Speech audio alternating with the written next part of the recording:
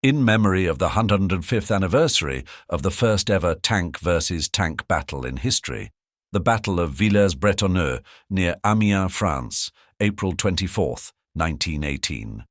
May those men rest in peace. This was the first tour group the humans have permitted in their space since the Agrian War some 5 years ago. We were more than just a little bit indebted to humanity following the end of that war. A war that was fought over 700 years, brought to its end in barely 5. Humanity is simultaneously wondrous and terrifying. So it was indeed a great honour that I, Ambassador Thraxis Thran of the Eridanis peoples, be one of the few permitted to engage with humanity's tourism industry. I stood side by side my fellow delegates of the Galactic Confederacy and waited patiently for the tour to begin. Today was the first stop in our tour of human history. It was something humans called a tank museum. So what exactly are we doing here then? Tank museum? Are they going to show us a collection of storage equipment then? The Taurian ambassador asked in an annoyed fashion. Don't be so cruel, Thantus. You owe these humans as much a debt as the rest of us do. The least you could do is humour them. Ambassador Kren from the Saranai snapped at him. Now, friends, let us not push the issue. We have a day off and are going to take a nice walk through the hallowed halls of history. I see no reason to whine. Let us enjoy ourselves and enjoy the buffet at the tour's end. I have heard human cuisine is beyond phenomenal. I responded in kind, calming the fears in my fellows. Query. This one wonders what this facility is. Is it a storage hub or warehouse? This one believes it too small to be a museum. Uran from the Johanti Imperium spoke next, his melodic voice titillating our senses. Our thoughts were interrupted by a human male, a very young one, approaching us. "Good morning, everyone," he yelled out in a happy and friendly tone. "My name is Marcus, and I will be your guide for this tour. If you would please follow me." He beamed a smile at us and beckoned us to follow him. "Oh my, are all humans this intimidating?" Kren whispered in my ear. "Most of them, yes. The small ones are the real danger. I have been told they have the raw power of cuteness. Apparently, it can break gods," I replied, relaying what I have been told by others. "Oh my, welcome to the Museum of Military History in the University of Europa. Due to the damage sustained from a recent hurricane, the museum we were going to take you to was damaged and shut down for repairs.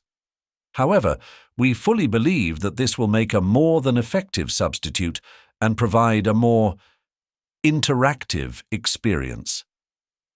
To begin our tour, we thought it pertinent to start with one of the greatest war machines we have ever created. The tank, Marcus announced proudly. All of us looked at each other, confused. Did humans drop liquid storage tanks on each other? "First, please, have a seat in these. We call them beanbag chairs," he said, gesturing to the strange chairs that were in the room. The chairs, if you could call them that, were strange, foamy things that moulded themselves to fit us. They were strangely comfortable, but it took us a fair amount of time to settle into them. This is a holographic simulation suite. It will allow us to do basically anything within a safe, controlled environment with absolute accuracy in simulation and visualization. So, let's get started. This is the tank, specifically the N3A Washington Main Battle Tank. I'm sure you are all familiar with it, Marcus said. The room suddenly went dark and a massive noise was heard. A strange, metallic grinding, screwing noise came from a dark corner of the room, and a huge, lumbering metal beast on tracks appeared in our midst. We recognized it immediately. The humans called them tanks. What insult was this? We called them death boxes, wheeled evil, menaces, or war beasts. They called them tanks. The machine trundled into the room with its engine roaring and performed several maneuvers in front of us, twisting its turret and its gun around. It performed maneuvers we thought impossible for any vehicle, such as performing a full turn while still in place, never moving its cannon. Its turret stayed fixed on a target while it moved over hills and trenches, with a kind of ease that would make the great skimmerant back home look like a paraplegic. Then, for a finale, it fired its cannon. The thunderous roar of that horrible beast put us all into terrified silence. That was a recording of a proving grounds run. It was simply a test to showcase the machine and prepare it for battle. Do not be afraid, it's just a hologram. It can do no harm. Marcus smiled warmly at us. I don't know the effect it had on others, but I was not comforted at all. Now, the reason this was shown first on your tour was not because of recent events. It was because of an event that took place 300 years ago. You find yourselves here in an absolutely auspicious event. Today is the 300-year anniversary of the first ever tank versus tank battle in history. The scene changed to one of merciless devastation. A bland, smoky haze hung heavy in the air. The trunks of burnt-out trees and craters of artillery shells littered the ground. A loud, scraping, trundling noise came from the left, and a louder noise came from the right. The background noises of falling shells, screaming men, and gunfire rang through the air. April 24th, 1918. The Second Battle of Villers-Bretonneux rages on as French and Allied forces engage German troops on the battlefield. Dozens of smaller battles across a massive landscape, none more significant than this. In a field near the town of Amiens, 3 British Mark IV tanks approach their battle deployment line, while 3 German-made A7V tanks march to meet them. The scene changes to us gasping in horror as the massive, oddly shaped monsters appear out of the fog, bristling with cannons and machine guns.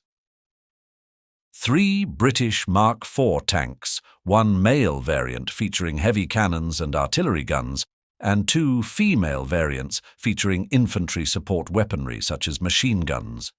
Approaching them are 3 of only 20 A7V tanks ever built, armed with machine guns on all sides except the front, where an artillery gun is mounted.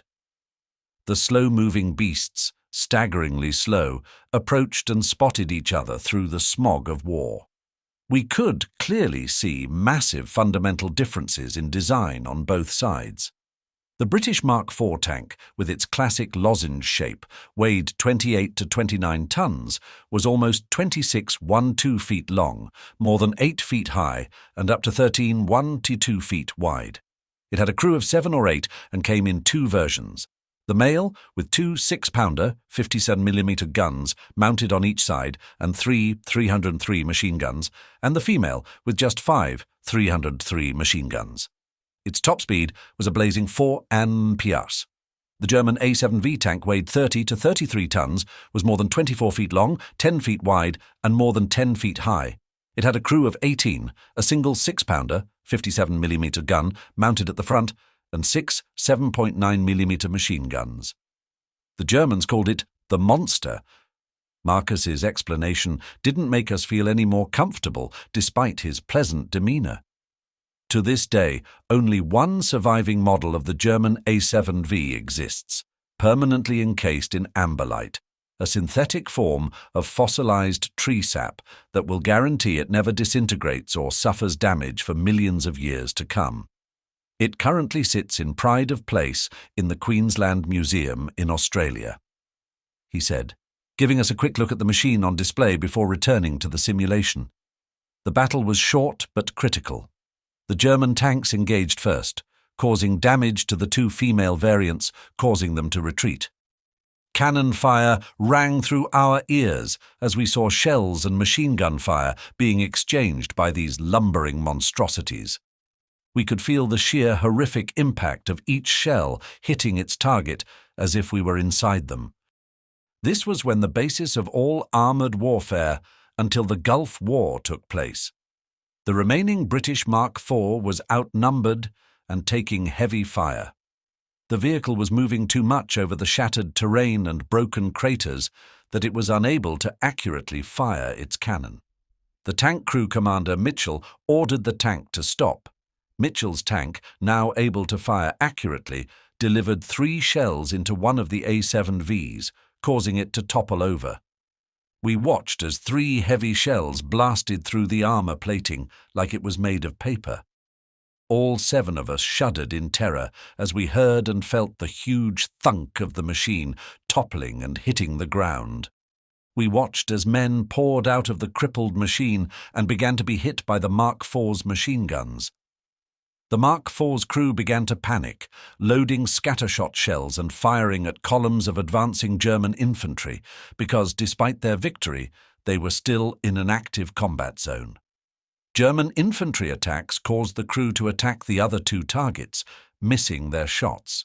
Miraculously, both the remaining A7V tanks retreated, allowing the crew to continue advancing.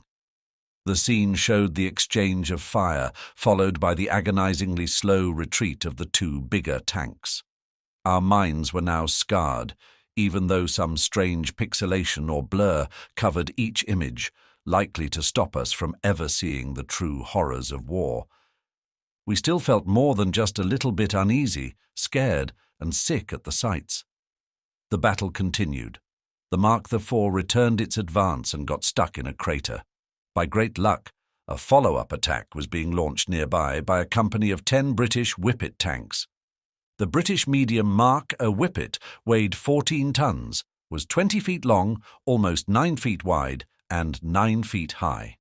It had a crew of 3 303 machine guns and a top speed of slightly more than 8 mph. The scene quickly changed to show an overview of this Whippet tank, followed by the scene changing back to the horrific noises of machine guns tearing through infantry. Even though it was censored by pixelation, we could clearly understand those tank treads were squashing humans as they moved around. The Mark IV continued its advance after repairs and getting out of the crater, only to be engaged by another German A7V around 1,000 yards away. This time the Mark IV's luck ran out, and it was hit by an artillery shell, disabling its track. At this point, the commander ordered its crew to abandon and retreat to the front lines. This was the very first ever tank versus tank battle in human history.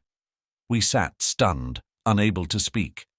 The pixelation was thorough, but the sounds and noises made us know exactly what was going on in there. Thus ends this part of the tour. For now, it's time for lunch. We understand you may feel a bit queasy, but we guarantee once you get some of our food near you, you will begin salivating in anticipation uncontrollably for a long time to come. If you will follow me, I will show you to the restaurant. His voice was chipper and happy. Then on the way, we passed it.